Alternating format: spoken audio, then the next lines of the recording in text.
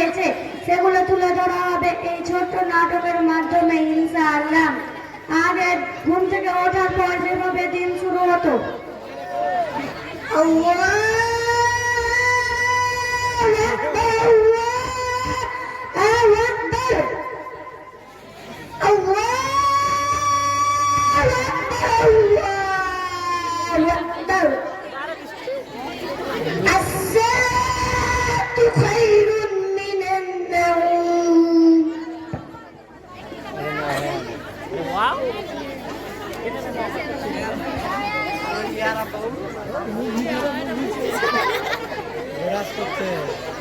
এটা আদিমকালে দেখাইছে, আগে আজান দিদি উঠে যেতে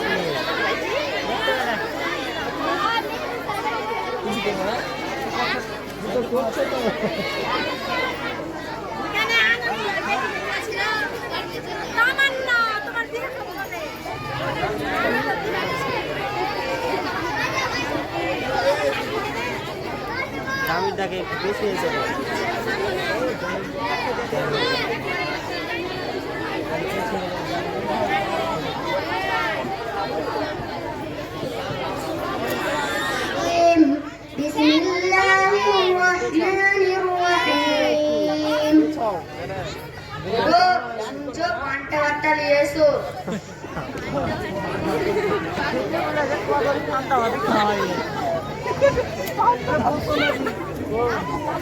পান্ডামারটা খেয়ে নাও, সারাদিন পেটটা ঠান্ডা থাকবে। বিসমিল্লাহ, আলহামদুলিল্লাহ। বর্তমানে যেভাবে দিন শুরু হয়,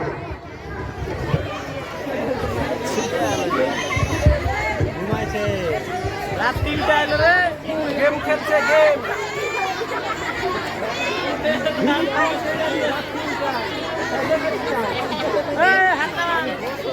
তোমার বোন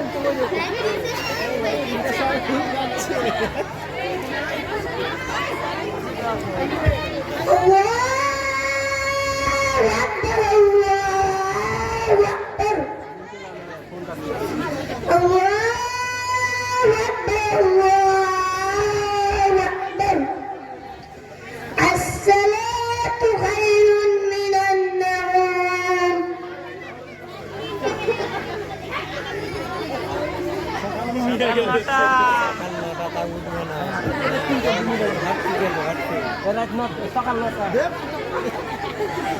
হ্যাঁ দেখলো জীবনে এরকম গরিব দেখি মোবাইলের ফেসবুকে কি ভাইরাল হলো।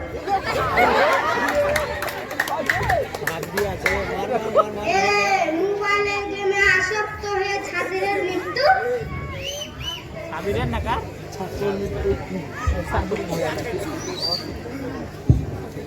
গুড মর্নিং ফ্রেন্ড, তোমরা সবাই কেমন আছো? চাটা দিলে না তো? বাবা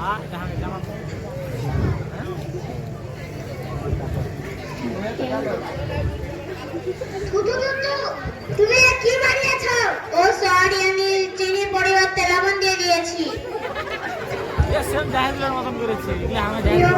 মন্ডলী, এই স্মার্টফোনের প্রভাবে আমরা অজান্তে নিজেদের খাদ্য অভ্যাস পরিবর্তন করে ফেলেছি।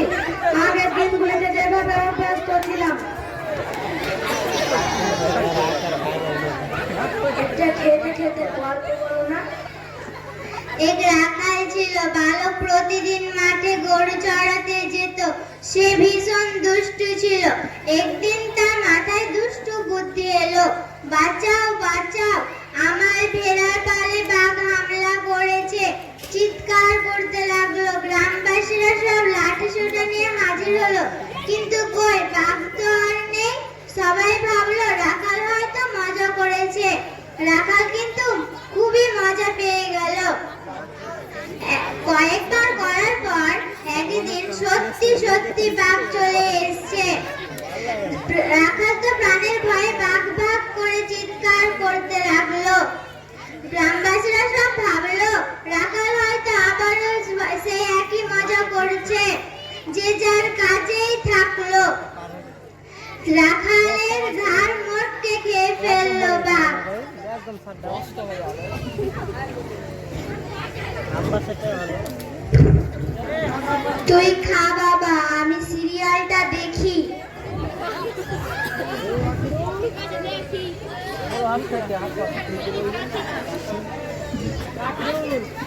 তুই খাসনি বাবা?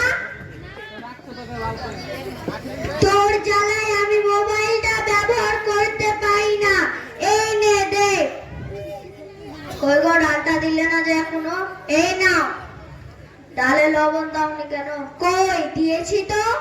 ও, তুমি 24 ঘন্টা মোবাইল ঘাঁটবে, তো পাবে কি করে? তুমি যে ডালের পরিবর্তনে জল ঢেলেছো। প্রিয় শ্রোতা মণ্ডলী, আগের দিনগুলিতে যেভাবে খেলাধুলা ও শরীর চর্চা করা হতো, अरे साकिबुल का बैठ दे।